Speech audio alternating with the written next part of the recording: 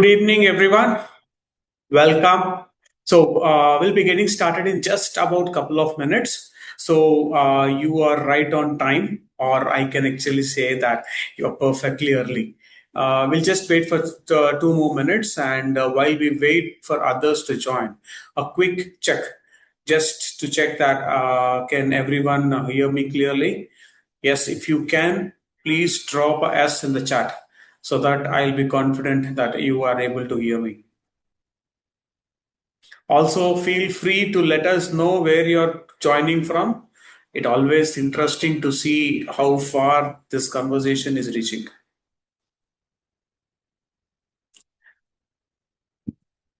And to get things going, here's a quick thought, simple thing where you hear, whenever you hear something like DPDPA, what is the first word that comes to your mind? Is it compliance? Is it complexity or opportunity? Drop in the chat. We'd love to see what it takes to. Afternoon, and a very warm welcome to today's webinar on Digital Personal and Data Protection Act, that is DPDPA, and its impact on EdTech organizations and educational institutions. So, as learning increasingly moves through digital platforms, schools, colleges, and tech providers are handling large volumes of data. Everyone knows about it. It could be like of students, parents, or employee data. That's all. So this makes data privacy, concerned security, and compliance more important than ever.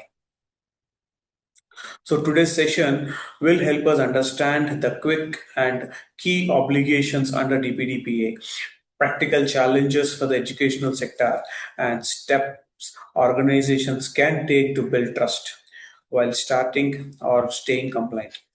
Thank you for joining us. Let's begin. Having said that, I am Santosh Kumar Ponnuru, project lead at Assurtiv and moderator for today's session. Before we dive in, a quick note. Feel free to drop your questions in Q&A section throughout the session. Anywhere you feel like having questions, you can simply drop it in the QA section. And we'll try to address as many as possible during our QA section session, whatever we have. And if we are unable to cover everything, we'll follow up separately. Now, having said that, it is my pleasure to introduce our speaker for today. He's Mr. Chakrapani KVC, and he is a seasoned compliance expert with over 25 years of experience across the IT and pharma industries. He is a certified data protection officer and is also certified in global data privacy laws. Mr. Chakrapani is an ISO 42000 2023 certified lead auditor for artificial intelligence management system and IRCA certified ISO 27001 2022 ISMS lead auditor and ISO 13485 medical devices QMS lead auditor and an ISO 9001 QMS lead auditor. I know the list is very big. He has performed more than 275 audits globally and is currently working as Director Compliance at Assurtiv Technologies, Hyderabad. Today he is going to give us an overview of the DPDPA Act and its applicability to schools and EdTech organizations. So please join me in welcoming Mr. Chakrapani KVC. Now that we met our speaker, we'll start with a brief awareness session and move into QA discussion later. So let me hand it over to Mr. Chakrapani Garu, who will take us through the DPDPA landscape and what it really means in practice. Sir, it is over to you. Yeah. Chakrapani. Thank you, Santosh Garu. And very good afternoon to one and all, and welcome to this knowledge sharing session. Okay. As you would have heard about DPDP, which we define it as Digital Personal Data Protection Act. This DPDP Act has come into picture in 2023, and it has been enforced by the Government of India from November 15th, 2025. I'll just share my screen so that we'll be able to uh, go through whatever I speak, whatever I spelled out. Yeah, thanks, Santosh Garu, and I'll just give a brief walkthrough, and then finally we can have a couple of questions, whatever you put forward. Hello. Yeah, is it audible and the clear screen is visible? Yes. Okay. Yes, sir. It is visible. Yeah. Great. So, welcome to this, DPDPA compliance for education institutes, schools, and EdTech industry. So, our focus is majorly ensuring data privacy and protection in education. Okay. So, these are different points which we have planned to discuss in detail so that you'll have an understanding on what the act says and how personal data is being considered and how schools are going to classify as per the act, and how child is defined as per the DPDP act, and what do you mean by verifiable parental consent and guardian consent. Okay. And how schools and age criteria is being considered as per the act, and understanding the student data risk landscape, and uh, two real case examples, along with what are the sections under DPDP Act which is applicable to all the students or data fiduciaries. Okay. And finally, 5 layer of production framework and closure.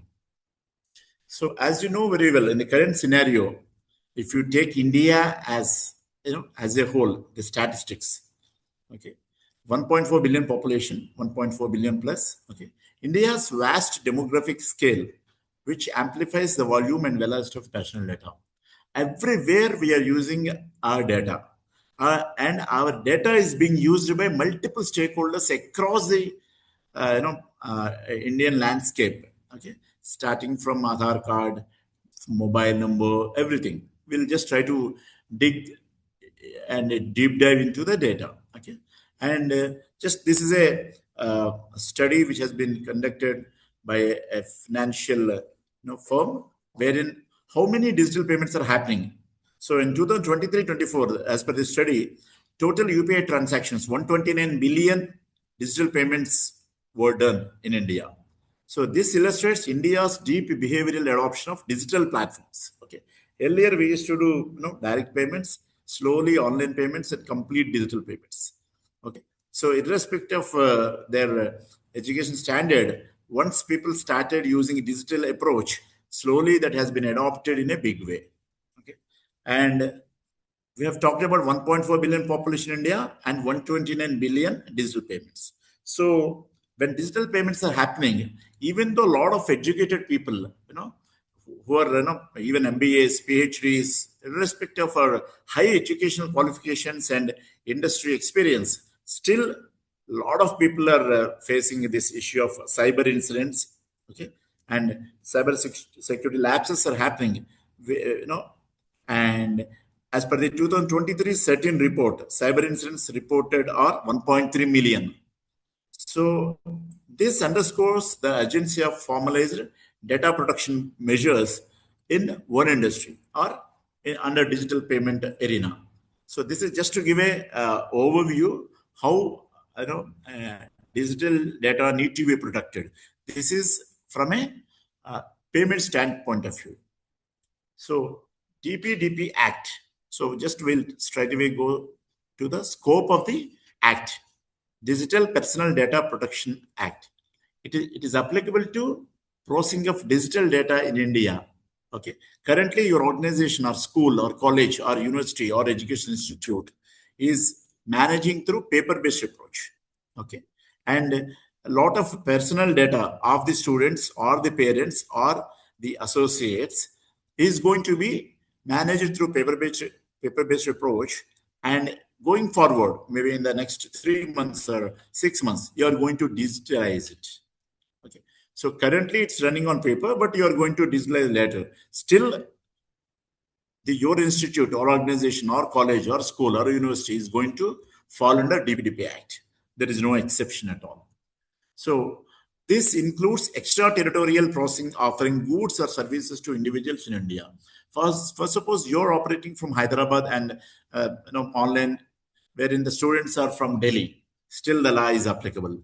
As per the law of the land, in India, as per the Indian Constitution Act, we need to follow this act judiciously. Okay. Here, extraterritorial refers to being outside the jurisdiction or boundaries of a country's laws. So even though we have different branches across the country, still the law is applicable to all the branches. Okay. Exclusions include personal or domestic processing and personal data, which is made publicly available by law.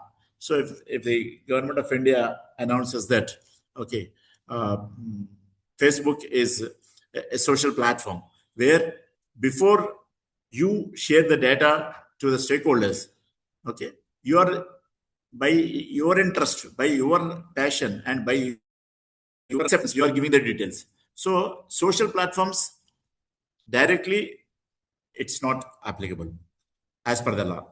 Okay. So when we say the act, this is enacted by Bharat ka Rajapatra. You can see the Gazette of India. Screen is visible, no? The screen is visible, right? Yes, it is visible, sir. Yeah. Thank you. Thank you. So as per the Gazette of India, if you see the Minister of Law and Justice, they have enacted this on 11th August 2023. The act has come into picture in August 2023, and it has been enforced along with the rules and regulations in November 2025. So as per the act, there are 9 chapters, 44 sections, and 23 rules. Okay. So the act, as we are just discussing, the milestones for your better understanding. Okay, enforcement timelines are already defined by Government of India when they have enacted the act, and the rules as well. DPDP rules are notified on 14 November 2025, and Data Protection Board framework activated by the Government of India. And there is an 18-month period is given as the to be implemented timeline. So 13th November 2027. Okay. Before that, by 13th November 2026, consent manager. Okay, we'll discuss on it. Consent manager registration obligations are going to be started. They're going to be commenced from 13th November. 13th May 2027, the 18-month period will be attained. Okay, from 14th November 2025. If you take 13th May 2027, 18 months period where core obligations are enforceable, like privacy notices, privacy consent, data subject rights, security safeguards, privacy safeguards, data breach reporting, and penalties are going to be enforced. So if any organization or for that matter, any company or firm, in our case, right now, whatever we are discussing, any school or educational institute or edutech industry, if they are violating the any mentioned rules and regulations, which we are going to discuss in the coming slides, then there will be hefty penalties. Yeah. So we are talking about digital personal data. Any personal details which are in digital form, it's going to be, the law is applicable. So if you say, what do you mean by personal data? Yeah, name, my name is part of personal data, identification number, any ID number. Okay, in India we say Aadhaar number, or what do you call our Indian Constitution, where they will give us voter ID card or any other government proof like PAN card or any other. Okay, location data. Okay, phone number, date of birth, my signature, email address, financial information, health information. All these fall under personal data, which need to be protected without any reservation. Protecting personal data and protecting people. This is the bottom line. Okay. So when it comes to EdTech industry or educational institutes, and like schools, colleges, universities, everything. So how DPDP compliance need to be ensured? The focus point is children's data need to be protected if they are in school, or if they are intermediate, when they're in intermediate college, then the data need to be protected. Okay, so here it needs highest protection, and they should take, if at all child data is processed either in school or intermediate first year kid data is being used anywhere, parents consent need to be taken without fail. Okay, and there should not be any profiling and no targeted ads. Okay, here when parents or child, if they are submitting any data to the schools or colleges, data should be provided as per the purpose, only lawful purpose. It's called lawful purpose. What is the requirement to be to provide the data? That should be very clear cut. Definition should be there. Okay, and as per the act, parental consent is mandatory requirement. Okay, privacy by design. Now, if once this is implemented, every detail, from grassroots level, from stage 0 to stage 10, if we are collecting the data, or if we are establishing this in a form of a tool from any company, so design privacy should be inbuilt in the tool, inbuilt in the product. And organizations also need to absorb or educate their teams that while designing the what do you call DPDP act related compliance in the school or college, it should be privacy by design, the way how we say quality by design. So privacy need to be inbuilt in the organizational culture. Yeah, and you should take what is required data. Data minimization is the one of the key concept. So take minimal data which is required to complete the task. That's it. Okay, and you should ensure you are collecting personal data for 500 students. So the data should be secure, and it should be in controlled environment, and there should be very strong data security. So you need to enable compliant, secure, and trusted learning ecosystems. Okay, so when we say personal data, so how do you classify personal data as per the act? Personally identifiable information, PII, is treated uniformly as personal data. Okay, we can define it as any data about an individual which is in identifiable format, or any data which is related to the same. We have in India, we have a hell lot of laws, number of laws. Unlike other laws, DPDPA Act does not officially categorize or distinguish sensitive personal data.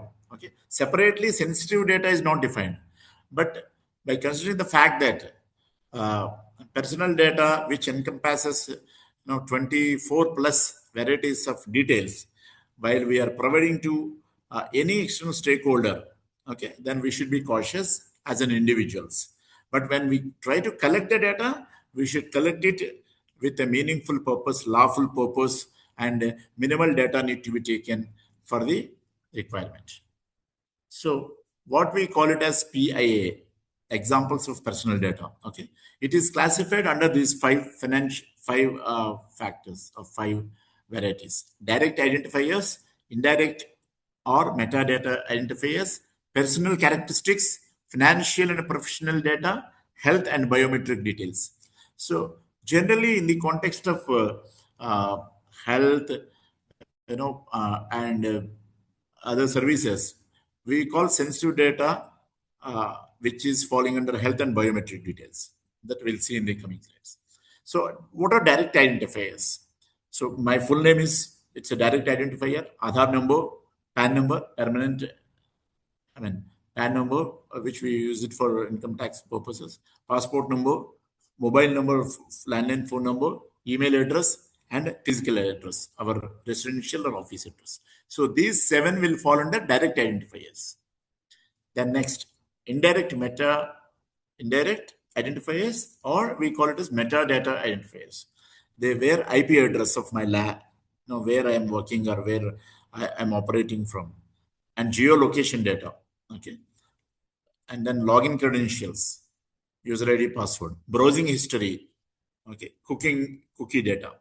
So these fall under indirect or metadata identifiers. Then personal characteristics.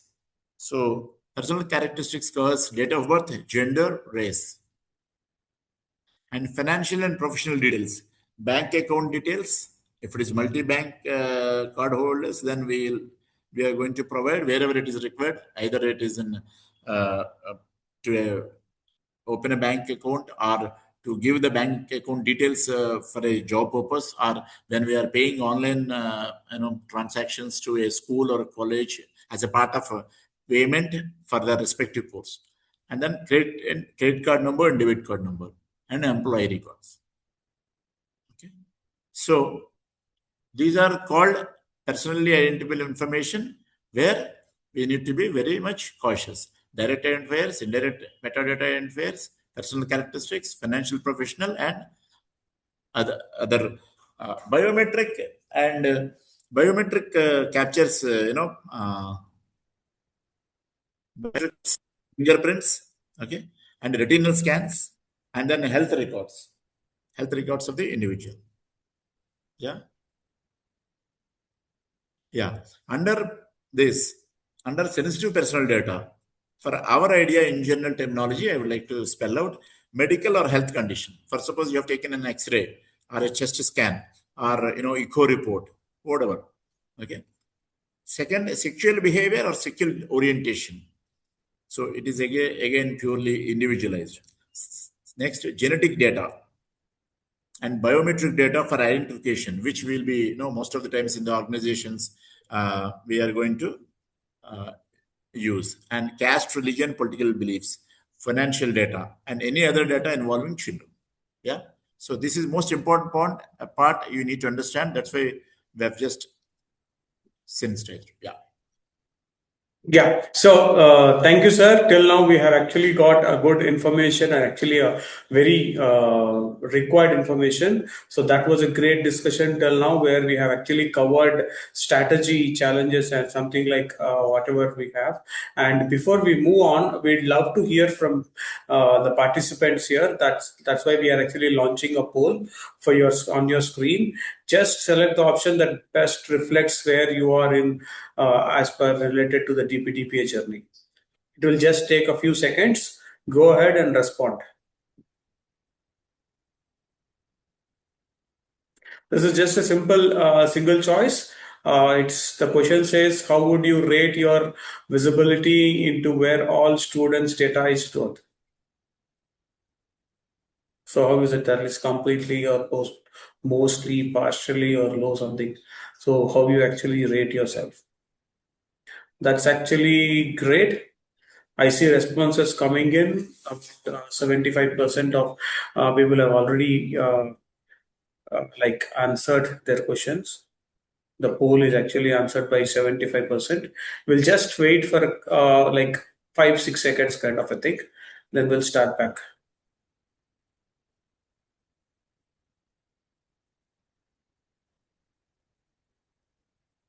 Yeah, that's perfect. Thank you. This really helps set the context for what's coming in next. Chakrabarti sir, it's over to you back again. Yeah. Thank you, Santosh Garu. So as we were discussing on personal data last session, where sensitive personal data. So when we share or collect these details, we should be very much cautious, especially in schools, colleges, universities, or edutech. Okay. So as we were discussing biometric data for identification, like our fingerprints or thumb impressions, caste, religion, political beliefs, financial data. Okay, for any sort of fee payments, when we provide our bank accounts or our parents' bank accounts in the schools, so that data is very much crucial and it is impacting a lot. And any other data involving children. So I think we are good to go ahead. So how schools are classified as data fiduciaries under DPDPA Act? I would like to give you two definitions which are required in current context. Data fiduciary is the organization or the concerned team or the person who is going to work on the personal details or personal data.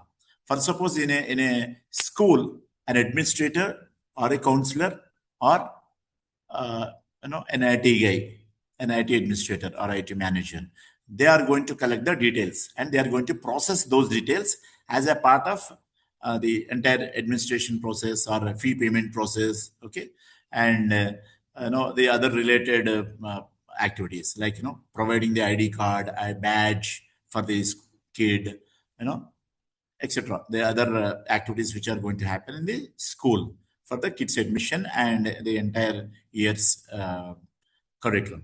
So, what are the details? Schools are going to collect. Student data includes Aadhaar, health records, academic records, behavioral data, photos or videos of the kids or child, and biometric data. Hope now attendees will be able to understand. Maybe generally Aadhaar is known. Health records, why they will be collecting? Sometimes they will conduct as a part of schools goodwill. Kids or childs or students annual health checkup will be done. Okay, like any other organization or company, schools are also doing because a child or kid or student should be healthy and happy, and then they can no, they'll have good education. Health and education both are interrelated, so it starts from childhood. So in this case, all these students, okay, are individuals or kids or child. They are called individuals like kids, child, or student. They are called as data principals. Okay, people who are going to process the data, they are called data fiduciaries. So schools are called as data fiduciaries. Now you can have a question. Now I have a very less number of students and I have only 100 students. So then maybe it's called data fiduciary. So you are going to process the data of your 100 kids or 100 students. For suppose yours is a very big institute at Hyderabad or Bombay, Bangalore, Chennai, whatever. So in that case, if student number is huge and very high, let us take 2,200 students at your ABC International School. So then you will be called a significant data fiduciary, where a large number of individuals who are called data principals, if their data is processed, okay, then your organization can be considered as significant data fiduciary. This I'm sharing for your better understanding and clarity. Okay. So particular emphasis is placed on children's data protection, making education institutes high risk entities, where you are working on multiple data elements, okay, data structures of, let us take 1,000 students. So there will be very high chance of data loss, data theft, data breach, data integrity issues. Yeah. So these data breaches or data misuse by any data fiduciary in your school or college can trigger both financial penalties, hefty penalties, which will be starting from 50 crores to 250 crores, and long-term reputation damage to your school or college or university can occur. So when we say there are as per the act, there are multiple factors which need to be considered. First, we need to understand definition of child as per the act. A child is defined as any individual under 18 years of age, and data principle includes the child and their parent or lawful guardian. So, as a child, my son is a data principal, and as a parent, I am providing my bank details or my online transactions where I'm going to pay the fee for my son. And for suppose if parents are not alive or there were no parents for the student, then a lawful guardian, as per the code of law, a guardian who is protecting this child, if he is giving a sign off as a guardian in the school while joining, while taking the admission to the student, then he'll be called as a lawful guardian. So data principle includes the child and the parent and the lawful guardian. Okay. So again, as per the Act 4.1, bright line rule, under 18, anyone is child. Okay. So DPDPA adopts a bright line rule. Anyone under 18 is a child. There are no exceptions. So for them, there is a mandatory before any processing of children's data. This will be as per the verifiable parental consent or verifiable guardian consent. So there are, as I mentioned, there are multiple sections, rules as per DPDP Act. So Rule 10 operationalizes this requirement with the technical measures like OTP, ID verification, and secure portals. Why? Because if you don't have security protective measures, again this student data will be lost. So verifiable parental consent is mandatory or guardian consent, and there will be multiple technical measures like OTP, ID verification, and secure portals can be used. And consent must be easy to give and withdraw. See, I'm going to provide my consent to my son, saying that okay, he can be sent for these trainings, or for admission purpose or for fee payment purpose. So first, on behalf of my son, I should provide a consent. So it should be easy to give and it should be very easy to withdraw also. So schools as data fiduciaries should provide this sort of consent, for with an effective, easy and withdraw purposes. And next, what are the prohibited activities as per the Act? There is a strict prohibition on behavioral tracking of the students or kids, and profiling is not at all acceptable, and targeted advertising directed at children is not acceptable. Okay. For that also, consent need to be taken from the guardian or parent. So, and this is intended to prevent exploitation and manipulation of minors. This is a legal act. Any school or college or university, if they're violating, of course, this is applicable to schools, but even the other conditions which are mentioned for consent as per the act, if they are violated, then they need to pay hefty penalties. So, purpose limitation, data minimization. So, collect only necessary data for lawful purposes, as we discussed. And retention periods should be specified. For suppose I've joined in your school as a first class student. So for next 5 years, I'll be in your school. The moment I'm going to move out of your school, my complete data need to be, given back as per the law. For suppose my identification proofs, anything I've submitted, I say that I'm withdrawing my consent and you need to provide it back. Or any data need to be deleted, I will provide my consent and you have to delete it. So that proof of our evidence or witness also need to be provided. Second one, special provisions for children with disabilities. Under rule number 11 as per DPDPA Act, which allows processing by lawful guardians for essential services like healthcare and education. So kids or students or children who are with disabilities, you need to follow this rule number 11 as per DPDPA Act without fail. And exemptions for essential services. And Rule 12 permits processing without potential consent for essential services, such as safety monitoring and transportation for the kids. Okay. And as we discussed a few minutes ago, the role of significant data fiduciary, okay, where you have a large number of students. So here, entities handling large scale or sensitive children's data must register as significant data fiduciary. Okay. Here, any sort of data breach is happening, or any issues are happening, or if any internal audits or external audits, or district education officer or mandal education officer, okay, if any DEOs or educational heads are coming for audits, you need to showcase all the document evidences with compliance, and any non-compliance calls for penalty. Okay. Here, annual data protection impact assessments. DPA is called data protection impact assessments. Okay, and every school or organization or educational EdTech industry, they should appoint a data protection officer. This is a new role which need to be mandatorily to be appointed. Okay. So now when we call age 18 as per DPDP Act, as enacted by Government of India, so you may have doubts. No, in schools people will join with the date of birth, sir. So how we can calculate or consider? Okay. Now, for example, I'm giving you real case scenarios where the age is 0 to 17 years. For suppose 17 years, 364 days.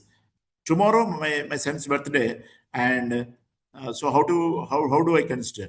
Still, he's a child because he has not attained the age of 18 years on that day. If you are processing the data today, so this is as per full section 9 their protections, the child protections are there. And 18 years, 0 days. Today I have attained and I have attained 18 years. I'm an adult. Then up section 9, as per DPDPA, is not applicable. So regular consent rules apply. Here, child consent is not required, but adult consent is mandatorily applicable. Okay, so consent is applicable to kids, students, child, as well as adults. But in this case, when you talk about schools and education institutes, where up to 10th class or for suppose up to intermediate, then it is still considered under the act as child. Okay, 17 years. When we say I'm attaining 18, nearly 18, no, still you're a child, and section 9 applies. So there is no terminology called as mature minor. No, once if you attain 18 years, then only you'll become adult. So this is not acceptable, which is an exceptional case. And 16 years, in some states, they can marry and they say that, I'm married, I'm an adult. No, still you're considered as a child. So section 9 applies as per the act. Marriage does not grant it at majority. So India's choice of 18. When you say 18 years, so what does the act says, and why India, as per DPDP Act, 18 is considered as the choice for this act? Because it aligns with age of majority of contracts. Indian Contract Act 1872 says 18 years is good to go ahead for contracts, and it matches voting age. As you know very well, the Constitution of India says if I attain age of 18 years, I'm legally eligible to vote. Correct? So that is another criteria. And third one is consistent with other child protection laws like POSCO and other acts. And the higher protection, safer approach. So these three are the key points why we have considered 18 years as age factor. Okay. Now I would like to directly come to the actual point which is applicable to your institutes. Practical mapping of DPDP Act sections which are relevant to the pertinent areas falling under education institutes. Okay, admissions and enrollment. This activity you are doing at your school or college, then the sections 5, 6, 7 of article.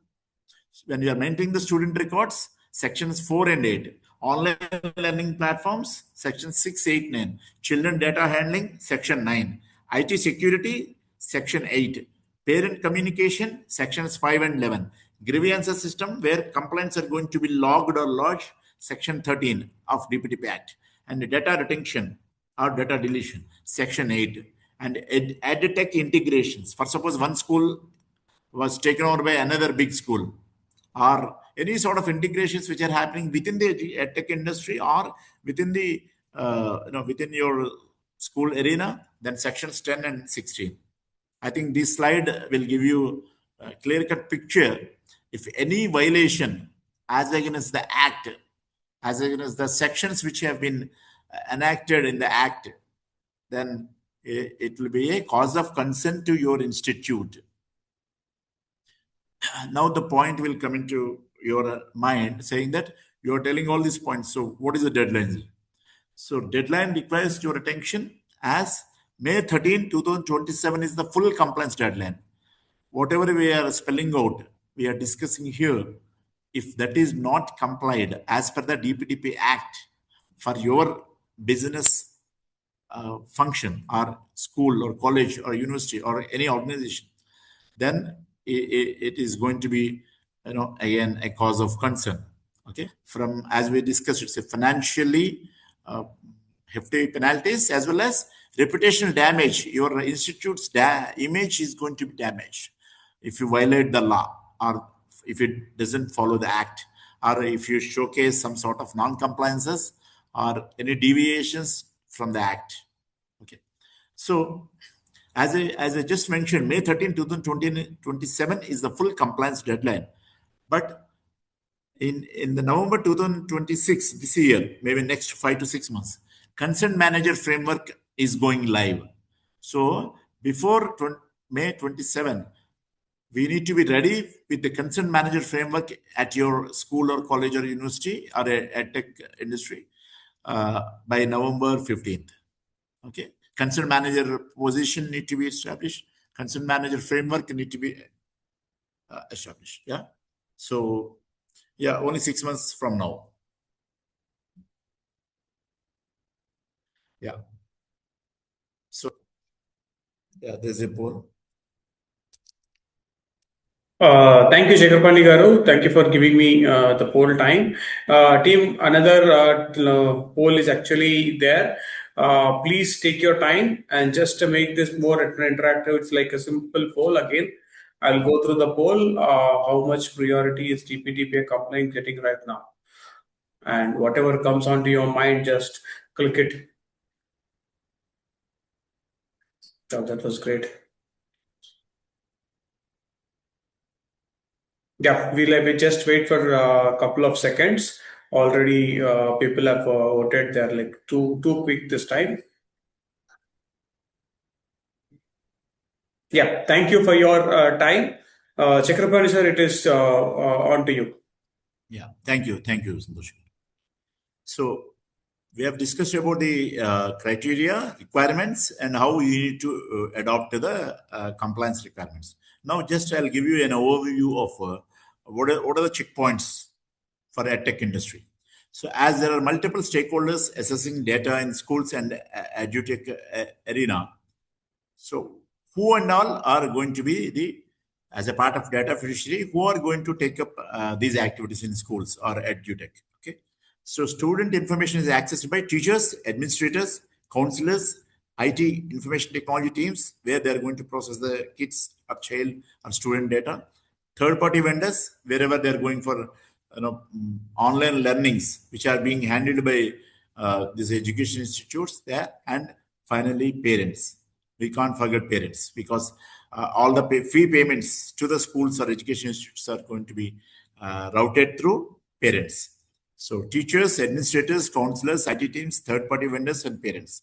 All these people will come into picture.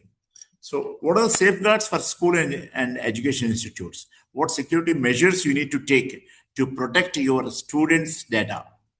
Educational institutions should invest in measures such as multi-factor authentication, MFA, data encryption, secure cloud infrastructure, endpoint security, access control mechanisms, and continuous data monitoring to avoid any sort of data breach or data theft or data loss.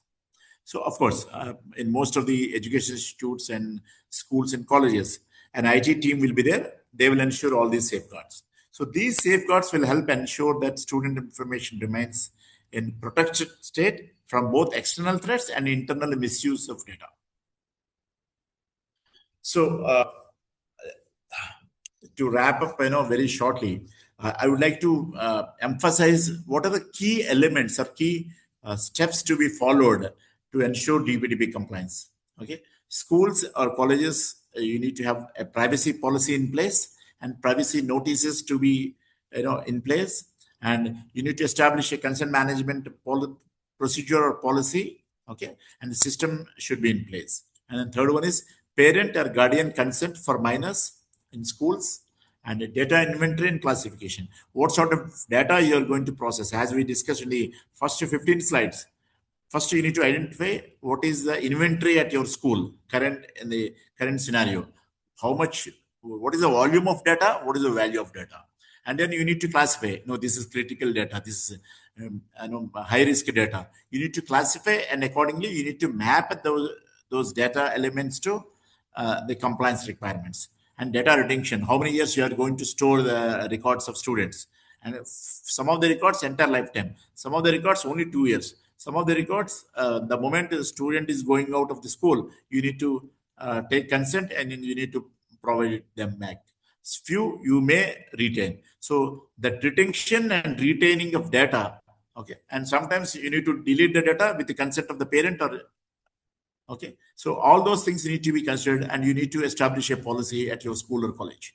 And information security controls, as we discussed in the earlier slide, all sorts of information security controls will be enabled and empowered by IT team. Okay, and vendor and EdTech due diligence. For suppose in a school you are planning to have an external trainer to conduct an internal training to all the students of your school. Example, I'm just giving. Okay, in that case, who is the service provider? from which vendor or edtech organization or edtech company or from which training institute you are calling upon the external trainer. So that due diligence need to be ensured. And breach response and notification procedure. So if any data breach happens, how you are going to respond to the Data Protection Board of India, which is being constituted by the Government of India at Delhi, and how you are going to notify the data principals. Here, data principals are, as we discussed, like you, me, parents, and guardians, and okay, if at all it is a degree college. Okay, we are crossing 18 years, then adults, then they are also falling under this. So breach response and notification procedure, followed by any sort of complaints raised by parents or students themselves. Then we need to have a grievance redressal mechanism. How we are going to address the complaints of a parent or a student or a kid. If at all we are bypassing or violating any compliance requirements as per the DPDPA Act. Okay. Next, staff awareness and privacy training. So every school or college or university need to you know undergo a data privacy training, data digital personal data protection, how it should be ensured in your schools. So all the staff which we have discussed earlier, counselors, IT people, administrators, including principal, okay, so they need to be well aware of it, and audit and compliance documentation. So these are the top checkpoints. So if at all third-party risks are happening in an educational ecosystem, how we should identify and address. Okay. Modern schools and edtech companies rarely operate independently because always they are depending upon other service providers or third-party vendors. So in those cases, how we should be relying on these people. So mostly we rely on third-party providers for learning management system (LMS), online examination platforms, communication tools, payment gateways, cloud hosting services. Correct. So, when we are dealing with all these people, a school or a college, they need to be very much cautious to have agreements in place to with clear-cut demarcation between all sorts of non-compliances, and wherever non-compliances are there, they are also responsible, liable, accountable as per the code of law. So every third-party relationship introduces potential privacy risks. This you need to evaluate before you are finalizing a third-party service provider or a vendor. Okay. So now I would like to give one example, real case example. Okay. One online learning platform is there where just imagine an EdTech app. A 13-year-old student registers for online mathematics coaching. The platform is going to collect name of the student, email of the student, parent phone number, learning behavior analytics of the student, whether online class, no. So whether they're following the class or not, or they're playing with any other things or what. So those sort of things. Screen activity track. So these platform collects these details. Then the company uses this data to recommend partner coaching programs, either within their industry or for any other people. So that will be done without proper parent consent. Without parental consent, if that is happening, that is a violation. Pakka, they should, I mean, in with guaranteed form, they should take proper consent from the parent, then only they should process. So where is the risk? There is a possible non-compliance with the DPDPA child data requirements. So, like you may ask me a question, would parents expect a math learning app to profile my child for commercial targeting? Obviously, my answer will be no. Usually it will be no. But that is happening at your school, then you are at risk. You are at very high risk juncture. So another example I want to give for your better understanding. So school data breach. As we discussed, we will have hundreds of records. Okay. So we'll take one classic example where data breach is happening. Your school is storing report cards and fee details on an unsecured cloud drive. So what happens? A misconfigured access link exposes student names, marks, fee payment history, contact numbers, mobile numbers of parents, and Finally, parents discover screenshots circulating on social media. How uncomfortable, how non-compliant it is. Correct?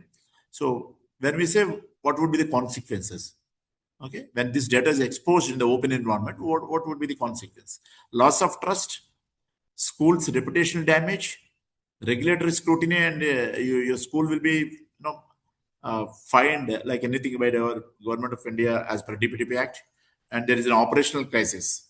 Sometimes organizations or schools or colleges they may close. They need to close because of the non-compliance. So cybersecurity is no longer only an IT issue; it is a governance issue. So data breach should not happen. So before we close, I would like to emphasize and sensitize the key points again. Key DPDPA concepts simplified in a which is applicable to school and education industry. Data principle, as we discussed, it's individual whose data is processed. In education industry, it is student, parent, or guardian. Their data should not be at stake. And second, data fiduciary, an entity like a school or college deciding the purpose and means of processing students' data. Examples: schools, universities, edtech companies, and learning management system platforms like vendors, what we discussed. So, how you need to protect? If not protected, what happens? Okay, layer one, gatekeeping means verifiable parental consent is mandatory as per the Act, Section 9. Purpose: parents control access to children data. Penalty: if at all violation is observed, then 200 crores is the penalty as per Schedule Item 2. This is as per DPDP Act. This slide is very important. The overall objective, where you are going to understand the sensitivity of and the seriousness of this act. It is going to be implemented and there will be hefty penalties. Okay, now this is 200 crores. Second, layer 2, harm prevention. If at all no detrimental effects as per section 9 2, where protect child well-being, if that is if that is bypassed, then 200 crores. Schedule Item 3. Layer 3, absolute prohibitions. No tracking, profiling, and targeted ads as per Section 9.3. If at all any school is doing child tracking or child profiling or targeted ads, then it is going to be again 200 crores. Schedule Item 2. Prevent commercial exploitation of the kid or student or child. Okay. Under layer 4, exemption safeguards. So limited exemptions conditions, section 9.4, balance protection with practicality. Okay. If at all direct fine is not there, if violation is too sensitive, then they may call. This is purely at the discretion of the court or the Data Protection Board of India, which is constituted by Government of India at Delhi. Layer 5, age flexibility. So here verifiably safe processing under section 9. Okay. So here there is no penalty, but they will just tell what need to be followed. So we have talked about consent for a child. Okay. Core foundation under DPDPA Act: consent must be free, consent must be specific, consent must be informed, and consent must be unambiguous. There should not be any hidden clauses or reasons. Okay, and no confusing privacy notices. The consent should be very clear. Okay, so sometimes, as we discussed, consent I have provided. I have completed my son's education in a school, and we are moving to Bangalore from Hyderabad. So I want to withdraw my consent for XYZ, whatever I have given earlier. So under DPDP rules 2025, consent withdrawal is designed as a user first, transparent, and enforceable right. Okay, this is as per the Act. So my consent, whatever I want to withdraw, it should be easily accessible. Today, if I give a form, immediately I should be able to withdraw my consent. So the schools or colleges or universities should provide that consent withdrawal facility to me on the same spot. There should not be any delay or there should not be any violation. So easily accessible via clear notice and dedicated interfaces. It should be purpose specific, consent withdrawal. So granular selection of different data uses. Wherever the data is there, you need. If I withdraw, you have to close it completely. Instant enforcement. Okay. Logged and verifiable. Once it is removed or deleted or my consent is withdrawn, you need to provide a confirmation. So there, complete accountability and auditability will be there. Okay, and all these things again will be monitored by Data Protection Board of India and concerned managers. Okay, so if any violation, again you will be penalized in the court of law with legal action as well as financial uh, payment. So as we discussed, what will be the risk landscape? Understanding student data risk landscape. What makes student data different? As we discussed, student data involves children's personal data along with adults as well. So children are more vulnerable. They do not understand what do you mean by consent. And digital footprints begin early. And data misuse can affect education, identity, and future careers. So under DPDPA Act, children's data receives enhanced protection. So this is under Section 9. It applies to all data fiduciaries. So as we discussed, there is no reservation and no bypass. So we need to ensure that at schools and colleges, Section 9 is to be followed without fail. Okay. One example I want to give. Okay. With this I'll close. Section 9 only applies to services for children like gaming apps or educational platforms. No. The reality is Section 9 applies to any data fiduciary processing data of any child, regardless of whether the service is child directed or not. Example, e-commerce site that allows 17-year-old to shop, Section 9 applies. Social media platforms with users of all ages, Section 9 applies. Banking app used by minors with parental account, Section 9 applies. General news website visited by children, Section 9 applies. So to wrap up and close, before I close, just remember how you can strengthen your data protection in schools. Data minimization and encryption, access controls and authentication, security audits and vendor management, and training and privacy by design. So these are most important things. And as a part of ensuring compliance, even schools and colleges can buy any ready-made DPDP tool, data privacy tool from any IT organizations, wherein it will be ready-made to use by your data fiduciaries. Thank you. Thank you, Chirapani Garu. That was a great walkthrough, full info kind of a thing. And it brings us to the real question what we have now. That is, DPDPA isn't about whether it applies. It's about how we make it work in practice. Because while things may look compliant on paper, the real challenge is execution part. That is day-to-day decision systems and accountability. And thank you for that insightful overview of the DPDP and its relevance to EdTech companies and educational institutions. To unpack this further, let me now take up some of the questions raised by our participants. So we have some questions here. So as time ticking, I'll take two questions, which is actually interesting, sounded interesting for me.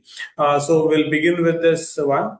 Chakrapani Garu, I have one question which actually says, how can educational institutions achieve DPDPA compliance? Okay.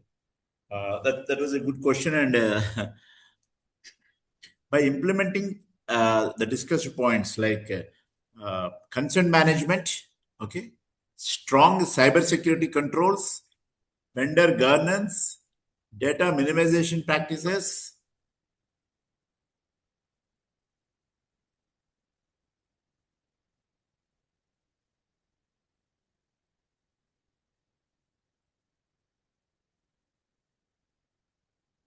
Yeah. So those are the things which really enables the education institutes to follow. Main consent management, cybersecurity measures, security controls. Yeah. Yeah, thank you. The next question which I wanted to ask you is, what is the biggest challenge for schools under DPDPA? Okay. So managing student data is always a challenge. Okay. As we discussed, cybersecurity controls and administrators, IT, and counselors, they need to take minimal data with lawful purpose. That is the main point. And with all the available controls, I think there will not be any sort of data breach or data misuse. Yeah, thank you. Thank you for that. I want to actually, before we close, we have a useful next step for all schools, colleges, and EdTech organizations joining us today. So we have something like, just a second.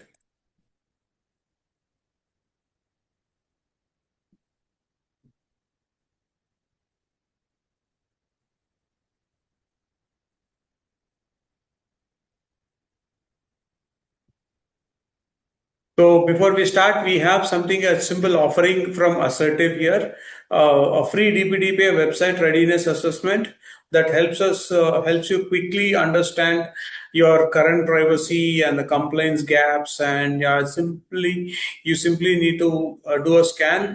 There will be a slide which will be put up here now. Just a second on that. So here you can actually observe the slide. So it's actually 100% free, where website assessment can be verified, and you simply need to scan the QR code and enter the website URL. Is an instant assessment covering privacy policy, consent, cookies usage, data collection indicators, and third-party trackers, something of that sort. So the full information of the website will be given to you, as it is like mentioned in the slide. We have to actually what you're going to do is you're going to provide the website URL and our AI privacy analysis, where it scans your website for privacy and compliance signals only, and the DPDPA compliance engine, where we will evaluate against DPDPA requirements as being mentioned by the government and the best practices, and a detailed assessment report will be actually generated, and you will actually receive a personalized report with the score, gaps, and recommendations. That is where we are standing, or what is the percentage of DPDPA readiness score will be actually evaluated and will be actually provided to you. And this actually takes like somewhere around kind of a 60-second, less than that. So it's an instant assessment and a privacy consent, where we can actually verify the compliance gaps on the public website, what we have. So with that, we can actually say that we thank you. I can actually thank everyone for the participating and giving your time. And actually, today's webinar is being made a success. And we hope this session helped you understand the importance of data privacy, concern, security, and responsibility, where we are handling student data and institutional data as well. And as digital education is like continuing to grow, and compliance with DPDP is not just a legal requirement, but also a step toward building trust, because that is where we actually stand. Where if we have a big trust, we stand strong. And thank you for your. I'd like to thank our speaker for the great insights and taking time and giving us full detailed information, whatever is required. And I would like to also thank all the participants who have given the active participation, and we hope we actually leave with clarity, and more importantly the next step, clear next step, where we have it on the screen. And with that, it's me, Santosh Kumar Ponuru, your moderator for today, and signing off. Thank you and great day. Thank you once again, and we look forward to seeing you in future sessions.